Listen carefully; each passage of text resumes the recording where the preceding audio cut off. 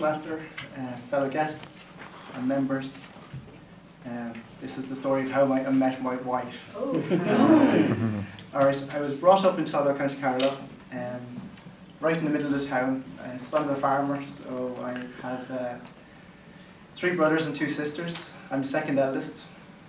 When I was growing up, I never really liked farming, and as a child I had dreaded farming. I wanted to become a scientist or an astronaut or something different. Never wanted to become a farmer.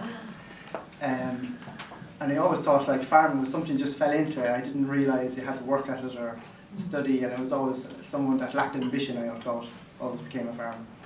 So as a teenager that changed. I got more and more involved in working the farm at home, and to earn money in the summer I'd go to neighbours' farms. I'd help out, and I got a job working and milking cows. And then I helped out on a pig farm, and I worked for another sheep farmer. So I got lots of experience in all different aspects of farming, and so I grew to love it, and I enjoyed it more and more. And I loved working outdoors in different weathers, and everything was great. And so then after I got my leaving cert, I decided to go to do my green cert. So when I finished school, I went to do my green cert. So I was just with my father, and we went to a horse auction. First time we went to Goffs. So just before I went to do my green cert.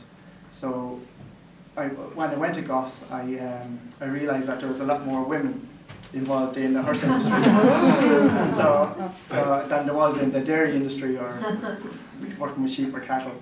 So I decided that horses was the place to be. So I went and signed up, and I did my green cert through horses in Kildalton College, and I enjoyed it. Really, really liked the whole different aspect of it, because I'd never been involved much with horses, just a few horses at home, you know. So after I finished doing my green cert, I decided to get some work experience with horses. I needed to get out more and more because I had no experience at home. So I moved to Kerry, and I lived there for a year, and I worked on a stud farm down there. It was mainly hunters and half-breds, and it was really enjoyable. From Kerry I went to Germany just to get into. I got involved in thoroughbreds in Germany. It was a stud farm with stallions and all different, it's the sales of thoroughbreds. It was a lot more exciting, and I really had a great time. And I enjoyed learning a new language as well, because I had no German. I never studied German at college. I studied French, of course, and so when I learned a lot of German and I was there for about a year and a half. So I enjoyed that, and then from Germany I came back to Ireland, and when I was in Ireland, it was around 1997, around that time, so things were a bit quieter, only starting to take off.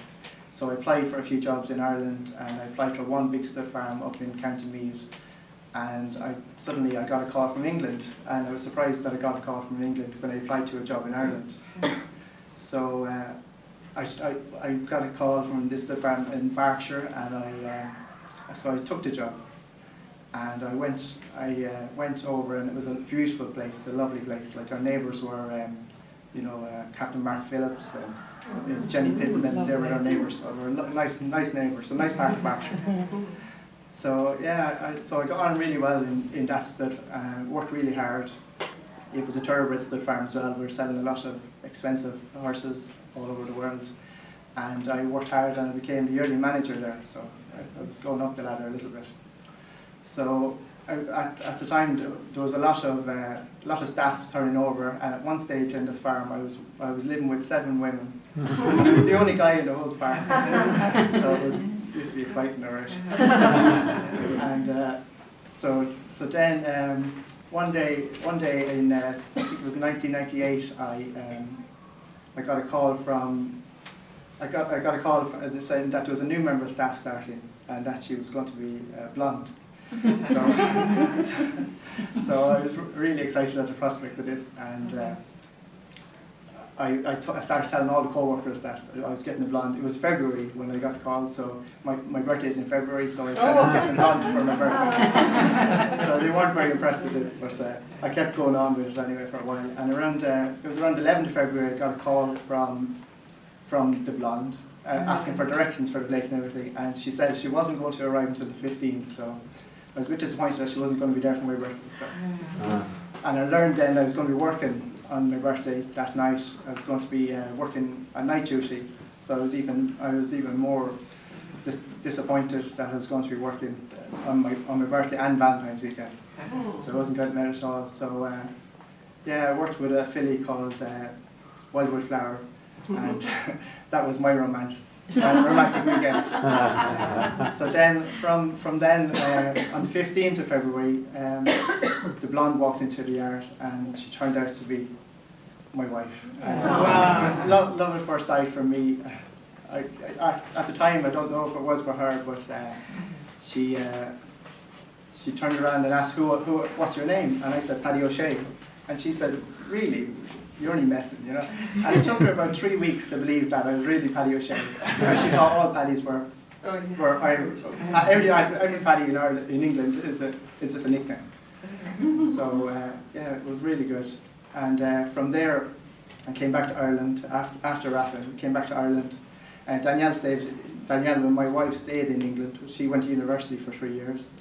So we had a long distance relationship from there. And then 3 years later, she came back to Ireland. She helped me on a stud farm in County Meath, and we got married. Married while I worked there. And then in 2006, we had our first child. And in 2008, we had our second.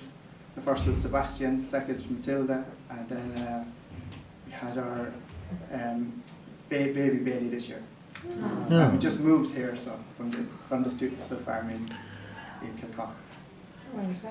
And that's it. So my ambition for the future is to get a bit of time when I get time with babies and everything. We don't get much free time, but my ambition is to get some free time.